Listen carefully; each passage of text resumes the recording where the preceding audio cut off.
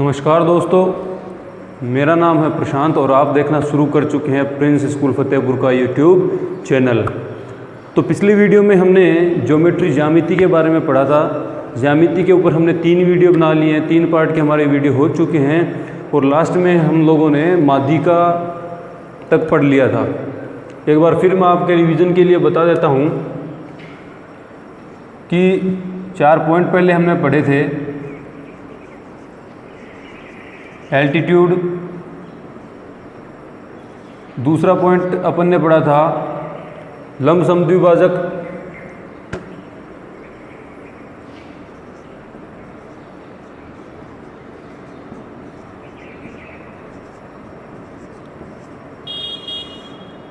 इसको हमने लंब नाम दिया।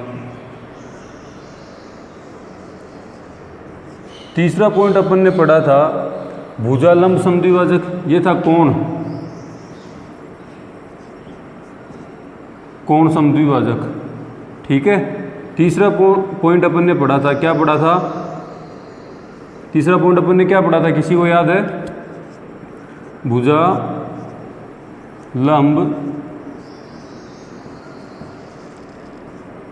समद्विभाजक।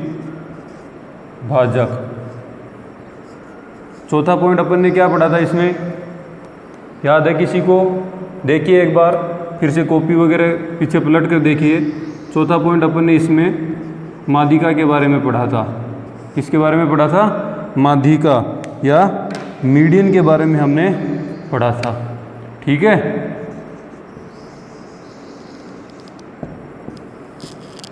ये था अपना side perpendicular bisector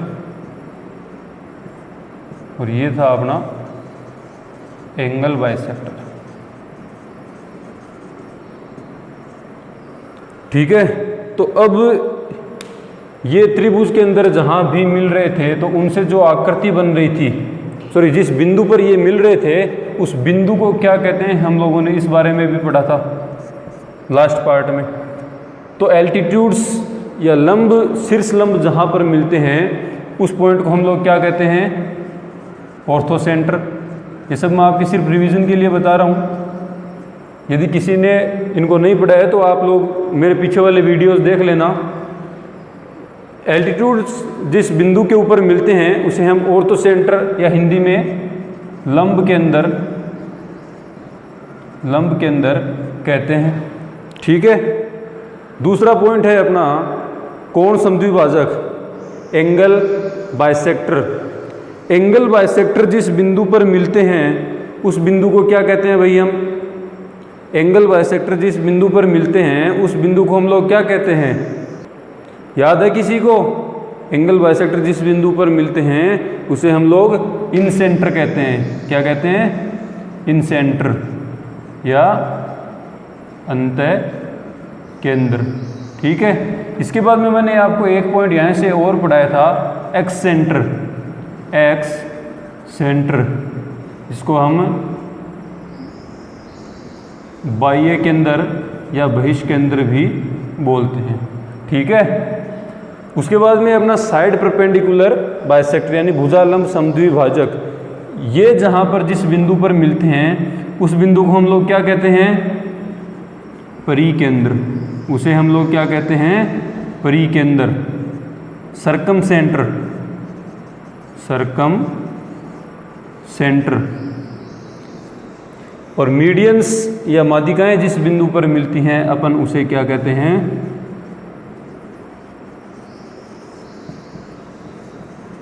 gravity centre यानी गुरुत्वीय केंद्र, या फिर इसे हम लोग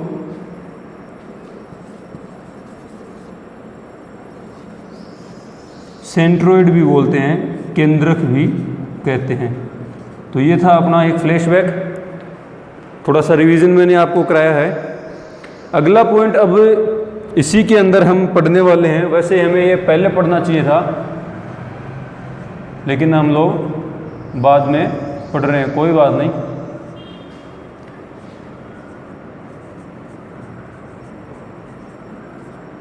ज्यामिति। ठीक है, तो बिंदुपथ अपन स्टार्ट करते हैं इस वीडियो में। आज के बिंदुपथ को इंग्लिश में लोकस बोलते हैं। नोट करना स्टार्ट करते हैं आप लोग। बिंदुपथ,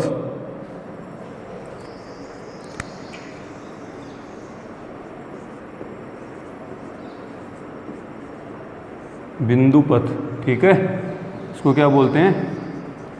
लोकस। यही आरबीएससी बोर्ड की हमारी 10th की जो बुक है उसमें 10वीं प्रश्नावली का नाम भी यही है। क्या नाम है? बिंदुपथ, या फिर हम उसे बोल सकते हैं लोकस। तो इसकी जो डेफिनेशन है, परिभाषा है, वो मैं पहले आपके सामने लिख देता हूं। किन्हीं प्रतिबंधों के अंतर्गत, किन्हीं प्रतिबंधों के अंतर्गत, आप इसको साथ साथ में नोट कर लें भाई। किन्हीं प्रतिबंधों के अंतर्गत एक बिंदु का जो बिंदुपथ होता है, किन्हीं भी प्रतिबंधों के अंतर्गत एक बिंदु का बिंदुपथ जिसको हम पढ़ रहे हैं, इसको मैं अभी आप लोगों को एग्जाम्पल देके भी समझा दूंगा। आप लोग चिंता मत करना कि ये डायरेक्ट डेफिनेशन लिखा रहे हैं। किन्हीं प्रतिबंधों के अंतर्गत एक बिंदु का बिंदुपथ क्या होता है, या जो भी होता है, इसको हम लोग अभी थोड़ी देर में एग्जाम्पल से भी समझेंगे। तो किन्हीं प्रतिबंधों के अंतर्गत एक बिंदु का बिंदुपथ जो है वो वह ज्यामितीय आकृति होता है। बिंदुपथ वह ज्यामितीय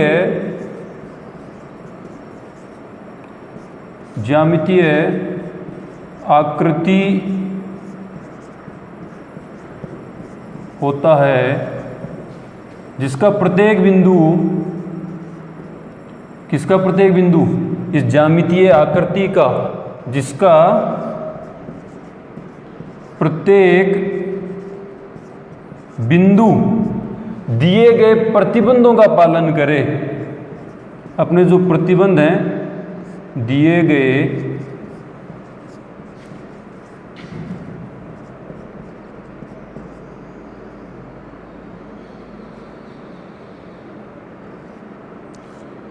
प्रतिबंधों का पालन करे। ठीक है, तो इस डेफिनेशन को आप लोग नोट कर लो। दिए गए प्रतिबंधों का पालन करे या प्रतिबंधों को संतुष्ट करे, एक ही बात है। ठीक है, तो अब इसका अपन एक एग्जाम्पल देखते हैं, उसके बाद में आपको डेफिनेशन समझ में आ जाएगी। अभी तक आपको डेफिनेशन बिल्कुल भी नहीं समझ में आई है, इस बात का पता है मेरे को, लेकिन अभी जैसे ही एग्जाम्पल अपना क्लियर होगा, आपको इसकी डेफिनेशन है वो एकदम क्लियर हो जाएगी। देखो, ये अपना एक बिंदु है, मैं एक बिंदु मान लेता हूँ ओ। ठीक है, इस बिंदु से आर दूरी की, आर इधर लिख देता हूँ मैं, आर बड़ा है 0 से। नेगेटिव नहीं लेना भाई, क्योंकि दूरी कभी भी नेगेटिव या ऋणात्मक नहीं होती है, हमेशा धनात्मक होती है, पॉजिटिव होती है।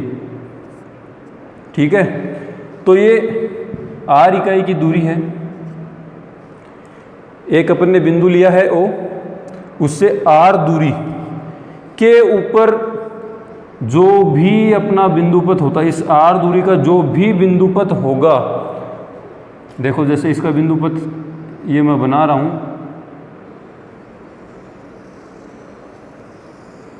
ये लो, ये अपना ओ बिंदु है, इससे आर दूरी है।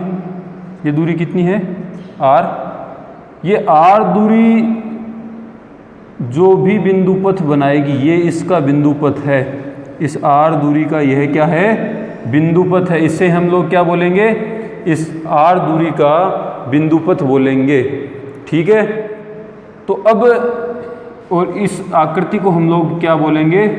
वृत्त या सर्कल। ये तो हमने एक ज्यामितीय आकृति को नाम दे दिया। अब अपनी परिभाषाएं आप लोग देखो, या चलो उससे पहले मैं आपको एक और एग्जांपल दे देता हूँ।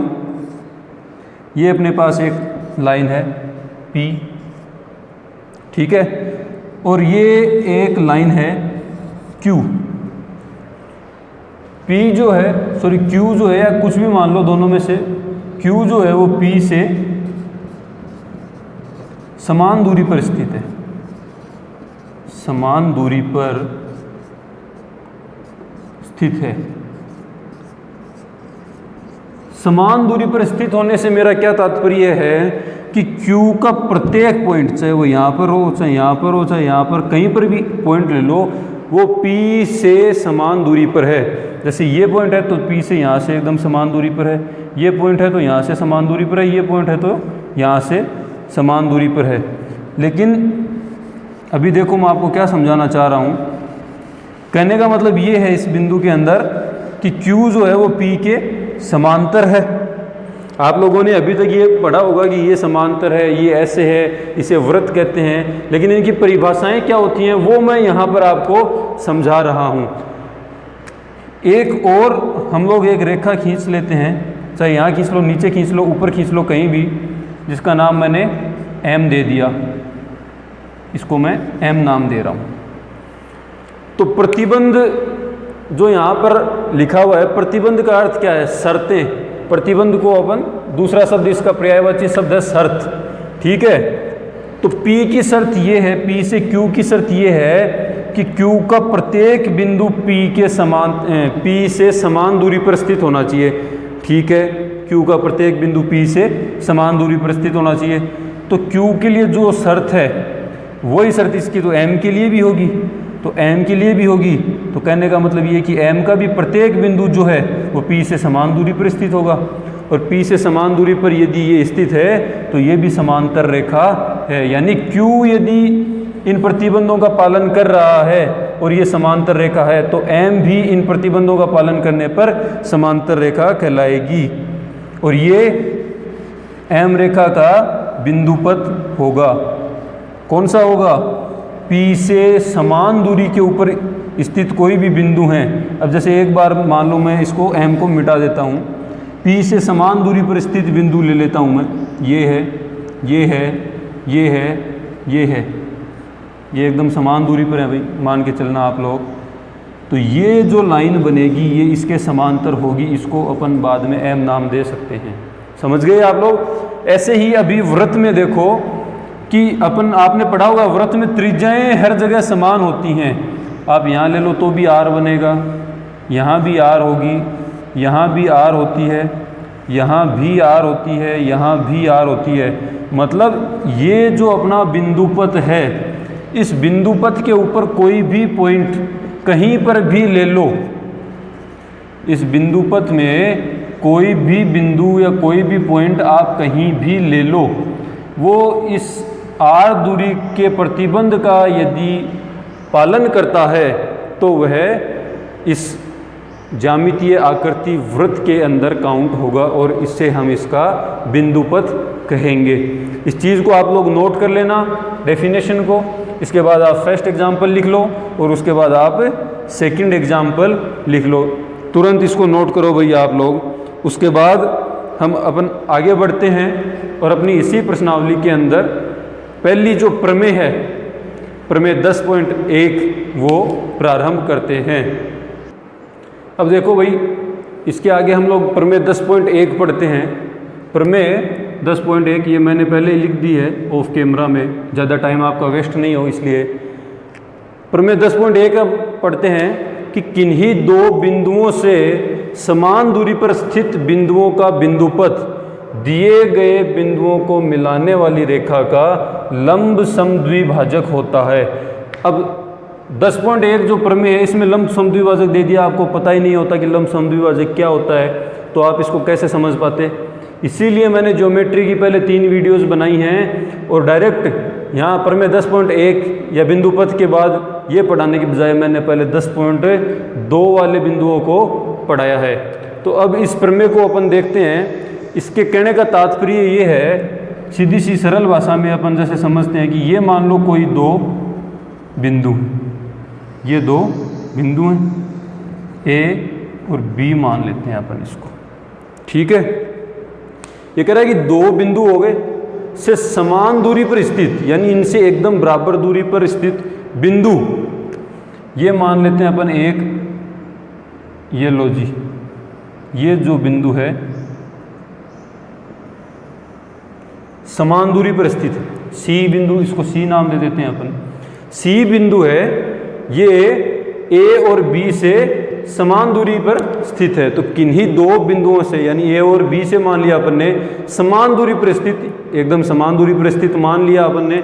सी एक बिंदु है, तो उसका बिंदुपथ, यानी इसका जो ये बिंदुपथ है, या इसका जो बिंदुपथ होगा वो इन दोनों बिंदुओं, यानी दिए गए बिंदु कौन से हैं, ए और बी, दिए गए बिंदुओं को मिलाने वाली रेखा, ये इन दोनों को मिलाने वाली रेखा है, का लंब समद्विभाजक होता है। यानी सी का जो बिंदुपथ होगा, सी का जो बिंदुपथ होगा वो ए और बी का लंब समद्विभाजक होगा, यानी इनको 90 डिग्री के ऊपर यह काटेगा। इसी चीज़ की यह प्रमेय है, यही हमें सिद्ध करना है कि कोई भी दो बिंदु हैं, आप किसी भी तरीके से मान सकते हैं। यहाँ कोई मान लो ये दो बिंदु हैं और ये तीसरा बिंदु ज़रूरी नहीं है कि एकदम बीच में हो, ये ऐसा मान लेते हैं यहाँ है, ठीक है भाई। ये P बिंदु है, ये Q बिंदु है और ये R बिंदु है, ठीक है। तो ये R बिंदु का जो बिंदुपथ होगा वो क्या होगा, लंब समद्विभाजक होगा। इसका जो बिंदुपथ है ये इन दोनों को मिलाने वाली रेखा के लंब समद्विभाजक होगा, यानी यहाँ पर 90 डिग्री का कोण यह अंतरित करेगा, चाहे कैसे भी करो। ये अपना डायग्राम में तो 90 डिग्री नहीं दिख रहा है, थोड़ा सा इधर लेंगे तो 90 डिग्री हो जाएगा, लेकिन आप लोग ये मान के चलो कि ये जो अपना एस बिंदु है ये यहाँ पर लंब समद्विभाजक, लंब यानी 90 डिग्री का कोण बनाएगा, समद्विभाजक यानी इनको बराबर बराबर भागों में बांटेगा। पी एस और क्यू एस जो हैं वो आपस में बराबर होंगे। लंब समद्विभाजक मैंने आपको पढ़ाया था, याद होगा आपको, ठीक है। तो इस बिंदु को आप लोग, इस प्रमेय को आप लोग नोट करो। अभी अपन इसे सिद्ध करते हैं। देखो ये अपना डायग्राम रखते हैं और इसे ही अभी सिद्ध करते हैं। तो सबसे पहले अपन इसमें लिख लेते हैं जो हमें दिया हुआ है। क्या क्या दिया हुआ है, ए और बी दो बिंदु दिए हुए हैं,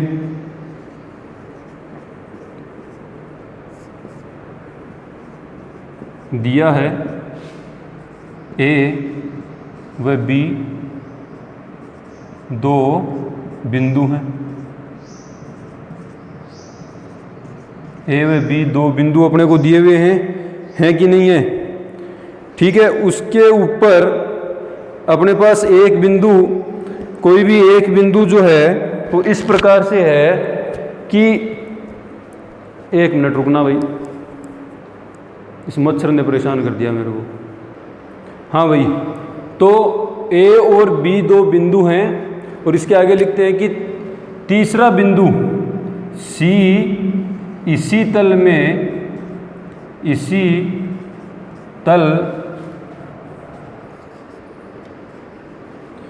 तल में कोई तीसरा बिंदु है, कोई तीसरा बिंदु स्थित है या बिंदु है जो कि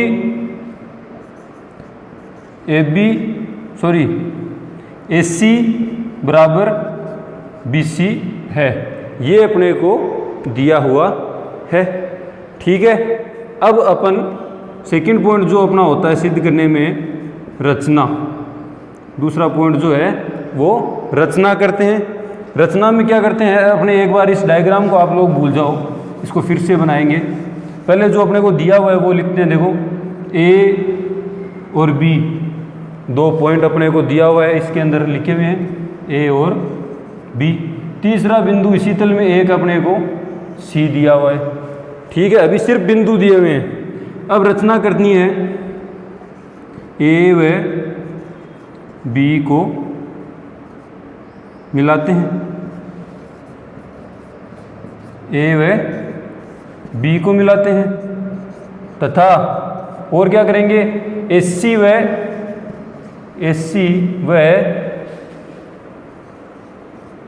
BC को मिलाते हैं। ठीक है, AC व BC को मिला देते हैं। सिर्फ रचना में आपको इतना ही लिखना है, AB को मिला दिया और क्या किया, AC व BC को भी मिला दिया। इसके अलावा देखो अब अपन मिला देते हैं, AB को मिला देते हैं पहले तो, फिर AC को और BC को। अब अपने को जो सिद्ध करना है वो चीज़ें इसमें बनाते हैं। अपने को सिद्ध क्या करना है कि इसका जो बिंदुपथ है, इसका बिंदुपथ है, रेड पेन से मार्क कर देता हूँ मैं, C का जो बिंदुपथ है वो M मान लेता हूँ, इसको M नाम दे देते हैं अपन, लंब समद्विभाजक होता है। 90 डिग्री का कोण बनाता है पहली बात तो, और बराबर भागों में विभाजित करता है। किसे करता है, AB को यह बराबर भागों में विभाजित करता है। तो ये अपनी रचना हो गई क्या कि M जो है, ये लिख देना आप लोग यहाँ पर, M जो है वो M AB को समद्विभाजित करता है। समद्विभाजित यानी एकदम बीच का पॉइंट है ये, समद्विभाजित करता है। मध्य बिंदु है भाई M AB का। ठीक है, अपनी रचना हो गई। अब अपन लोग क्या करेंगे, उपपत्ति करेंगे। क्या करेंगे, उपपत्ति प्रूफ करेंगे। अब देखो यहाँ पर नीचे हो नहीं पाएगा, इसलिए मैं प्रमेय को मिटा देता हूँ और दिया है। ये चीज़ें आप लोग नोट कर लो 1 मिनट, फिर मैं इनको मिटा देता हूँ, या आप लोग वीडियो पॉज करके इनको नोट कर लेना।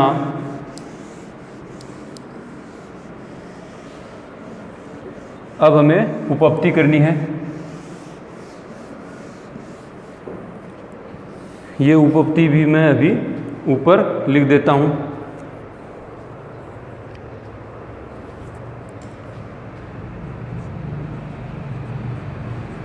उपपत्ति,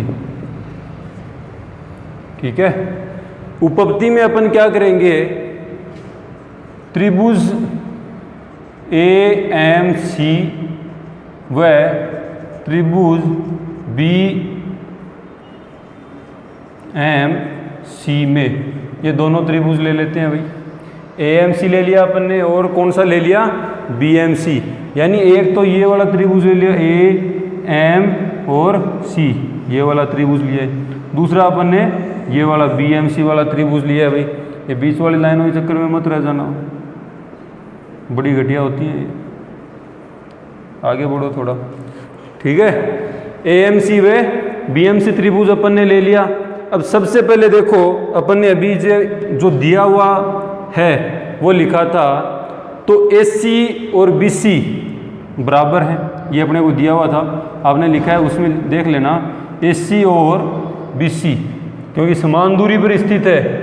AC और BC समान बराबर है, क्योंकि A व B से C जो है वो समान दूरी पर स्थित है। इसके आगे आप लोग लिख दो,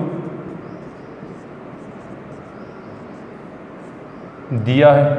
AC बराबर BC अपने को दिया हुआ है, पहला पॉइंट हो गया। दूसरा पॉइंट है अपना AM और BM बराबर हैं। ये देखो यहाँ अपन ने लिखा हुआ है कि AM है वो AB को समद्विभाजित करता है। समद्विभाजित करता है यानी दो बराबर भागों में बांटता है। तो इसे हम लोग लिख सकते हैं AM बराबर BM। इसका कारण क्या देंगे अपन, रचना से। इसका कारण क्या देंगे, रचना से। ये हमारा दूसरा पॉइंट हो गया। क्या हो गया, AM और BM जो हैं वो बराबर हैं। तीसरा पॉइंट आपको स्पष्ट रूप से इसमें दिख रहा होगा। बताओ भाई, तीसरा पॉइंट इसमें आपको स्पष्ट रूप से दिख रहा होगा। कौन सा पॉइंट, ये देखो, ये रेड लाइन, ये खतरे की घंटी आपको दिख रही है। खतरे की घंटी क्या दर्शा रही है कि ये इस वाले त्रिभुज में भी स्थित है और ये इस वाले त्रिभुज में भी स्थित है। ठीक है,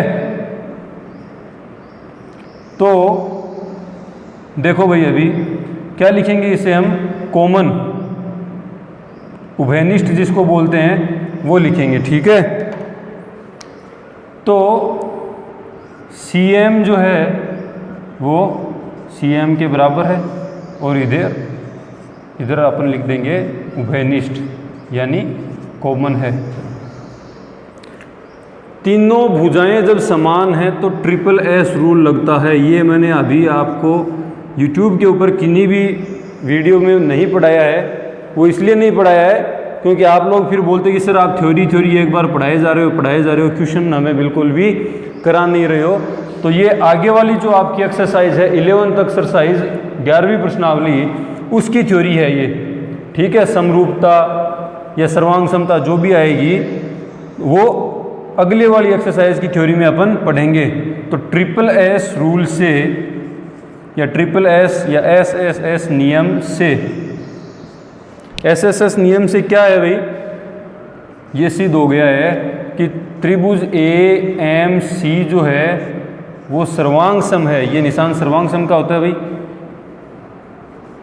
त्रिभुज BMC के, अरे यार ये मच्छर इसने परेशान कर दिया मेरे को। तेरे को भाई YouTube पे भी सारे देख रहे हैं यार, रुक जा अभी तो।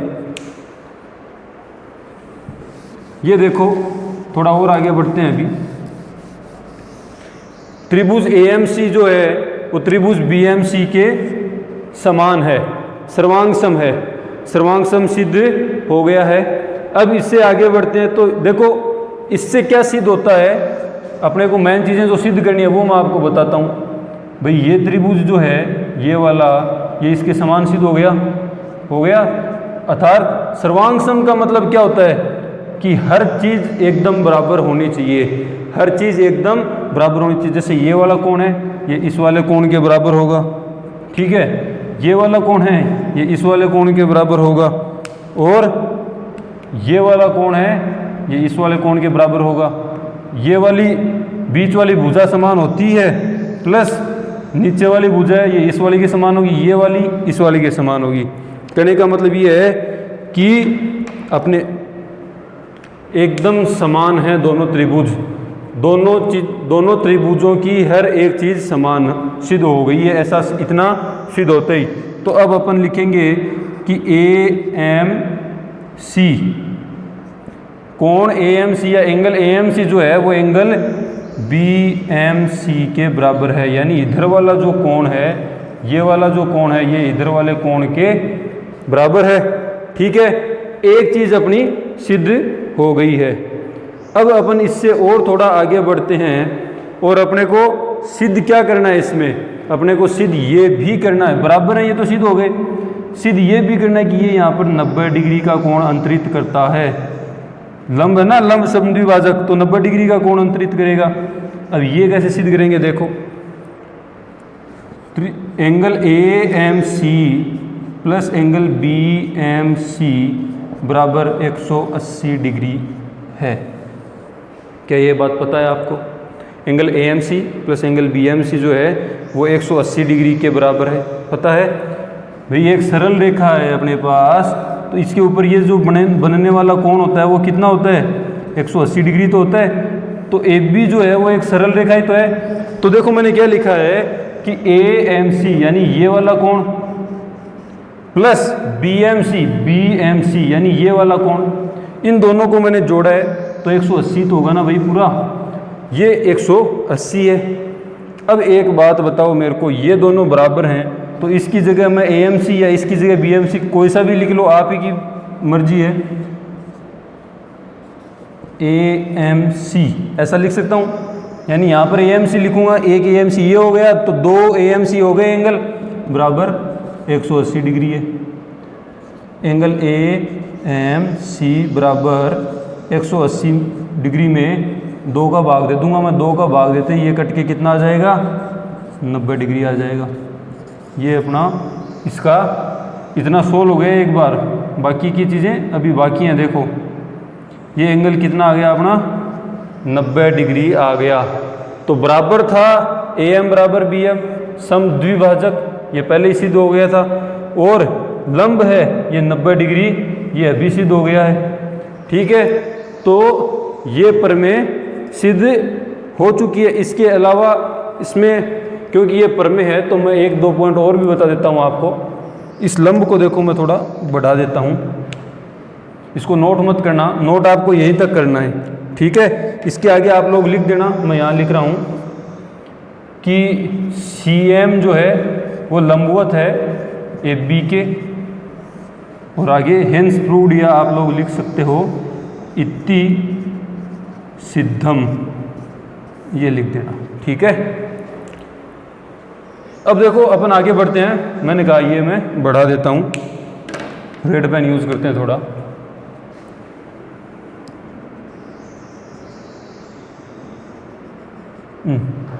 ठीक है, ये कोई पॉइंट है P पॉइंट ले लिया अपन ने। इसको लिखना मत, ये सिर्फ समझा रहा हूँ आपको। अपनी थ्योरम जो थी, प्रमेय जो थी, वो ये थी कि दो बिंदुओं से कोई भी तीसरा बिंदु जो समान दूरी पर स्थित होगा उसका बिंदु पथ है, ये इसे AB को लंब समद्विभाजित करेगा। ऐसी प्रमेय थी अपनी 10.1। अब मैं एक पॉइंट C की बजाय P ले रहा हूँ, इसी बिंदु पथ के ऊपर P ले रहा हूँ, तो A और B से समान दूरी पर स्थित है P, ठीक है।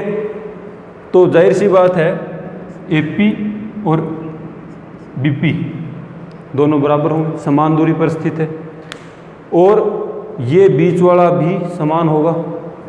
PM जो है, रेखा जो है, वो भी इन दोनों में समान दूरी होगी, और AM और BM ये भी समान दूरी पर स्थित होंगे। तो मेरे कहने का मतलब ये है कि ये जो अपन लंब बना रहे हैं, ठीक है, A और B से समान दूरी की स्थिति में, तो यहाँ पर चाहे कोई भी बिंदु कहीं भी स्थित हो, उसका जो बिंदु पथ होगा, इन बिंदुओं का बिंदु पथ जो होगा वो यहाँ पर लंब समद्विभाजित करेगा, यहाँ पर उसका लंब समद्विभाजन होगा। ये अपनी 10.1 की प्रमेय बिल्कुल आसानी से, ये मैंने बड़ा बड़ा लिखा है इसलिए आपको दो बोर्ड में ऐसा लग रहा होगा बहुत लंबी हो गई है, मैंने बहुत सारा समझाया, इसलिए एकदम छोटी सी प्रमेय है 10.1, बड़ी आसानी के साथ मैंने आपको इसे समझा दिया है। अब थोड़ा और आगे चलते हैं, प्रमेय नंबर 10.2 अपन करते हैं। मैं इसको मिटा देता हूँ। हाँ भाई, तो प्रमेय 10.2 पढ़ते हैं। 10.1 मैं आशा करता हूँ कि आप लोगों ने अच्छे से समझ ली होगी, उसको लिख लें नोटबुक में, और उसके बाद एक दो बार और पढ़ेंगे तो पूर्णतः समझ में आ जाएगी, यदि किसी बच्चे को नहीं समझ में आई है तो। 10.2 की तरफ बढ़ते हैं। 10.2 क्या कहती है, देखो कि दो प्रतिच्छेदी रेखाओं, दो प्रतिच्छेदी यानी आपस में काटने वाली रेखाओं से समान दूरी पर स्थित एक बिंदु है। कोई भी दो रेखाएं हैं, उससे समान दूरी पर एक बिंदु स्थित है, तो उस बिंदु का जो बिंदु पथ होगा वो उन दोनों रेखाओं के काटने से जो कोण बन रहा होगा उसका समद्विभाजक होगा। जैसे मैं आपको डायग्राम बना के दिखा देता हूँ। ये अपने पास एक रेखा है, ये दूसरी प्रतिच्छेदी रेखा है, ठीक है। तो क्या कह रही है अपने प्रमेय कि दो प्रतिच्छेदी रेखाएं हैं, इनसे समान दूरी पर स्थित, ये मान लिया मैंने यहाँ पर एक पॉइंट है, स्थित एक बिंदु है, उसका बिंदु पथ, उस बिंदु का बिंदु पथ जो है, जैसे चलो मैं इनको पहले नाम दे देता हूँ, ये A, ये B, ये C और ये D, इसको अपन P नाम दे देते हैं। AB और CD दो प्रतिच्छेदी रेखाएं हैं, यानी आपस में काटने वाली रेखाएं हैं। उन दोनों रेखाओं से, इन दोनों से एक समान दूरी पर एक बिंदु स्थित है जिसको अपन ने P नाम दिया है, ठीक है। एक समान दूरी पर एक बिंदु स्थित है जिसे अपन ने P नाम दिया है भाई, ठीक है। तो अब ये क्या कर रहे हैं कि इसका जो बिंदु पथ होगा, यानी इसका जो बिंदु पथ होगा ये वाला, ठीक है, ये बिंदु पथ जो है ये इन दोनों के मध्य जो कोण बन रहा है, चाहे तो आप ये वाला ले लो या इधर वाला ले लो। इस बिंदु को आप यहाँ भी मान सकते थे, यहाँ भी मान सकते थे, इधर भी मान सकते थे, चारों साइड में जिधर आपकी इच्छा हो वहाँ आप मान सकते हो, ठीक है। इस बिंदु का जो ये बिंदु पथ होगा ये इनके मध्य बनने वाले कोण को समद्विभाजित करेगा। क्या करेगा? समद्विभाजित, यानी दो समान भागों में बांटेगा। दो समान भागों में बांटने का मतलब कि ये वाला जो कोण होगा वो इस वाले कोण के बराबर होगा। प्रमेय समझ गई होंगे आप लोग, फिर भी एक बार आप लोग खुद से इस प्रमेय को पढ़ो कि ये क्या कहना चाह रही है। उसके बाद अब हम इसे सिद्ध करते हैं। इसको सिद्ध करने के लिए सबसे पहले अपन वो लिखते हैं जो हमें दिया हुआ है। दिया है, देखो शुरू करते हैं।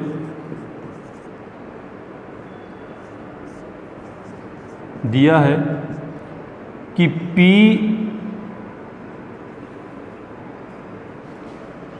उस तल में स्थित है, उस तल में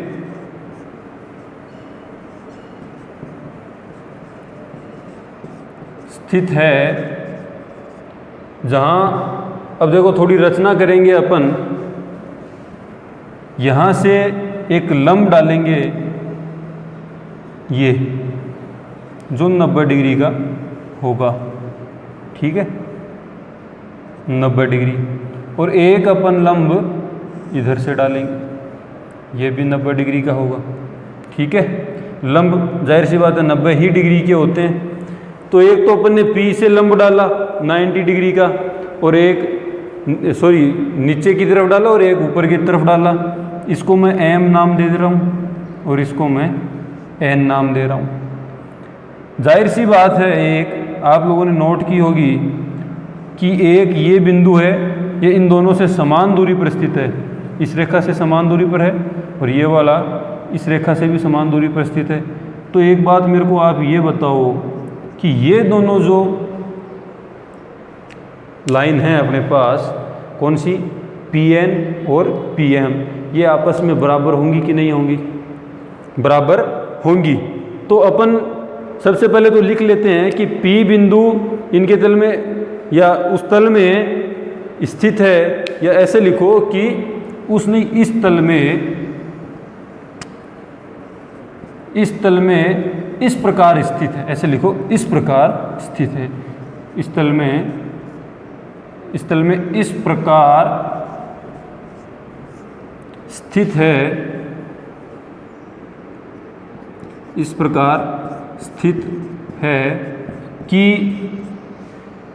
PM जो है वो लंबवत है किसके, CD के। और दूसरा पॉइंट PN जो है वो लंबवत है किसके, लंबवत है भाई, AB के। किसके? AB के। ये अपने को दिया गया है, ये अपने को थ्योरम ही बता रही है। ये लंबवत है, तो अगला पॉइंट इसी से अपन लिख देते हैं, क्या लिख देते हैं कि PM जो है वो बराबर है PN के। यहाँ तक आप लोग समझ गए होंगे, मैं उम्मीद कर रहा हूँ कि PM जो है वो PN के बराबर है। अब अपने को सिद्ध क्या करना है? अब अपने को इस प्रमेय में सिद्ध क्या करना है, वो चीज़ आप देखो। सिद्ध हमें ये करना है कि P बिंदु जो है, P बिंदु इस रेखा के ऊपर स्थित है। ये वाली जो अपनी रेखा है, एक बार आप ऐसा ही मान के चलो कि ये P बिंदु अलग है और ये रेखा अलग है। इसको अपन नाम दे रहे हैं XO, और इस रेखा को मान लो मैं आगे बढ़ा देता हूँ, इधर X और इधर X डैश, ठीक है, कि XOX जो रेखा है, जो कि इसको दो बराबर भागों में बांटती है, उसी के ऊपर P बिंदु स्थित है। क्योंकि उसी पर होगा तभी तो वो भी काटेगी। ये मान लो कोई दूसरी रेखा पर जो इधर से जा रही है उस पर स्थित होगा तो वो उसको बराबर भागों में काट ही नहीं पाएगा। तो XOX से अपने पास एक रेखा है जो बराबर भागों में विभाजित कर रही है इस कोण को। तो अपने को सिद्ध ये करना है कि XOX के ऊपर ये बिंदु P स्थित है। तो सिद्ध करना है, टू प्रूव, सिद्ध करना है। क्या सिद्ध करना है कि बिंदु P जो है वो x डैश रेखा पर स्थित है। पहला पॉइंट हो गया अपना, जो अपने को गिवन है, दिया हुआ है, वो लिख लिया। दूसरा पॉइंट जो अपने को सिद्ध करना है वो लिख लिया। तीसरा पॉइंट, डायग्राम तो वैसे अपन ने बना लिया है, लेकिन फिर भी रचना में जो अपने को लिख रहा है, तीसरा पॉइंट अपन रचना लिखते हैं हमेशा भाई। तो रचना में अपन ये लिखेंगे कि हमने OP को मिला लिया, OP को मिलाया, ये लिख लो आप, OP को मिलाया। ठीक है, दिया हुआ है वो लिख लिया अपन ने, सिद्ध जो करना है वो लिख लिया और रचना भी लिख ली। चौथा पॉइंट जहाँ से मेन चीज़ें स्टार्ट होती हैं वो अब मैं इसको मिटा के स्टार्ट करता हूँ। चौथा पॉइंट अपने को सेम जैसे पिछले वाली प्रमेय के अंदर किया था, सेम की सेम कहानी अपनी इस वाली प्रमेय की है। प्रमेय को भी मैं मिटा रहा हूँ भाई, आप लोगों ने नोट कर ली होगी, नहीं किया तो वीडियो को एक बार पीछे जाके फिर से पॉज करके और आप लोग नोट कर लें। ठीक है, अब देखो, अब अपन इसकी उपपत्ति लिखते हैं, यानी प्रूव करना, सिद्ध करते हैं उपपत्ति। ठीक है, उपपत्ति में देखो जो अपन ने गिवन में लिख रहा था वो लिख रहा हूं मैं एक बार। Pn जो है वो परपेंडिकुलर है AB पर, ठीक है, या AO पर लिख सकते हो आप लोग, एक ही बात। और PM जो है वो परपेंडिकुलर है किस पे, CD पे। ये चीज़ अपन ने लिखी थी। अब सेम जो अपन ने 10.1 यानी पिछले वाली प्रमेय में किया था वो इसी में करेंगे। क्या करेंगे कि अब ये तीन, ये वाला और ये वाला, ये दोनों त्रिभुज लेंगे, PON और POM, ट्रेंगल PON व ट्रेंगल POM में।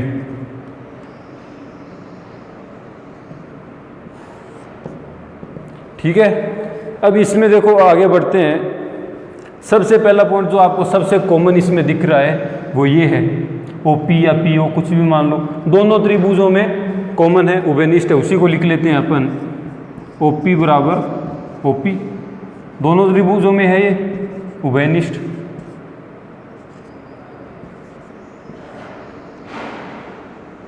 सबसे पहले अपन ने इसी को लिख लिया। दूसरा पॉइंट, एंगल PNO बराबर है एंगल PMO के, चूंकि 90 डिग्री या लंबवत, इसको आप लंबवत लिख लेना भाई, लंबवत है कि नहीं है, अपन ने पहले ही रचना कर ली थी। ठीक है, दूसरा पॉइंट हो गया अपना।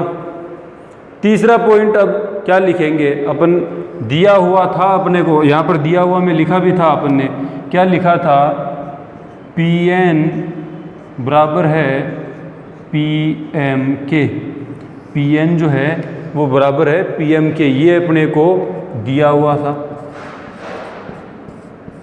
दिया है।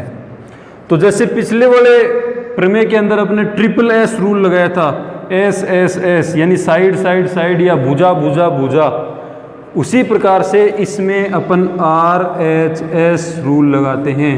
RHS नियम से, RHS नियम क्या है भाई, RHS में क्या होता है कि एक तो ये वाला कोण आ गया, एक तो इसमें कोण आता है राइट एंगल, 90 डिग्री आता है भाई, राइट एंगल आता है।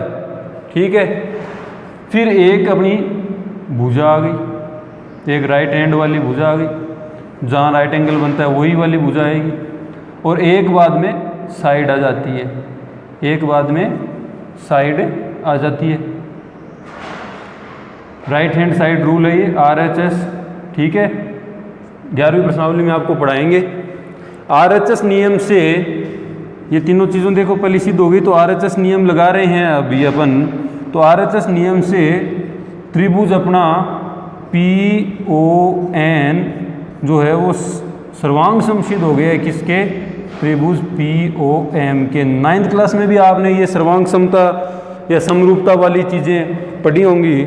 तो सर्वांग सम में जैसा मैंने पिछली थ्योरम में बताया था कि सारी चीज़ें बाद में समान हो जाती हैं। अब एक चीज़ आप यहाँ पर देखो कि एंगल, क्योंकि ये 90 डिग्री भी है भाई और ये बराबर भी है, इसलिए एंगल PNO सही लिखा ना यहाँ भी, हाँ PNO प्लस एंगल PMO बराबर 180 डिग्री है। क्यों है 180 डिग्री? ये भी 90 है और ये भी 90 है, तो 90 प्लस 90 मिलकर कितना हो जाता है, 180 डिग्री हो गया।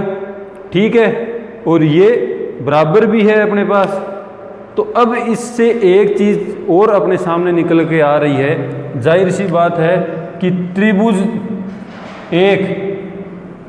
एक सर्वांग समसिद्ध हो गया है त्रिभुज 2 के। 1 और 2 में इन दोनों को बोल रहा हूँ भाई, ये अपना 2 नंबर का त्रिभुज है। सर्वांग समसिद्ध हो गया मतलब कि हर चीज़ समान है, हर चीज़ समान है। इसके बाद ही आप ये लाइन लिख लेना, इसको लिखने की ज़रूरत ही नहीं है, इसके बाद ही आप ये लाइन लिख लेना, डायरेक्ट यहाँ से लिखना आप, क्योंकि ये सर्वांग समसिद्ध हो गए यानी समान है, ये बराबर हैं, ऐसे कह सकते हैं। तो एंगल NOP जो है वो बराबर होगा एंगल MOP के। भाई ये त्रिभुज जो है वो इसके सर्वांग सम है यानी समान है, बराबर है, तो जाहिर सी बात है इसकी हर कोण और हर भुजा समान होगी। और अपने को सिद्ध क्या करना था, यही चीज़ें तो सिद्ध करनी थी कि ये वाला एंगल इस वाले एंगल के बराबर होता है। तो ये दोनों त्रिभुज यदि सर्वांग सम हैं तो इनके ये कोण भी आपस में समान होंगे। तो यही मैंने लिखा है यहाँ पर कि एंगल NOP यानी ये वाला एंगल बराबर है किसके, एंगल MOP के, एंगल MOP यानी इस वाले एंगल के। यहाँ पर आप लोग लिख सकते हो लास्ट में इति सिद्धम, ठीक है, या हेंस प्रूव्ड, कुछ भी लिख सकते हो।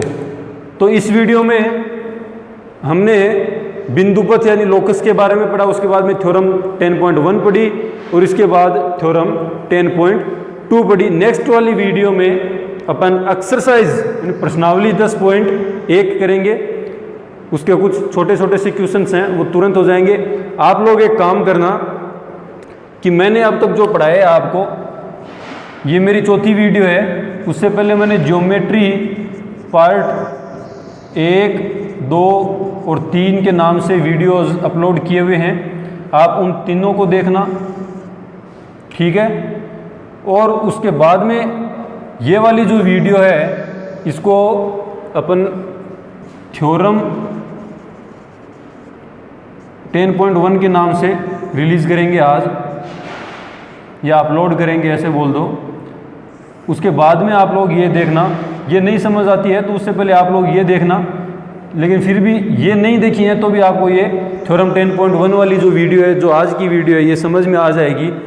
ये चारों जब आप देख लोगे, एक बार नहीं समझ में आती है तो 2 बार देखो, और मैं तो कहता हूँ कि आपको पहली बार में ही तुरंत समझ में आ जाएगी। मैंने बहुत विस्तार से पूरा एकदम डिस्क्राइब करके समझाया हुआ है।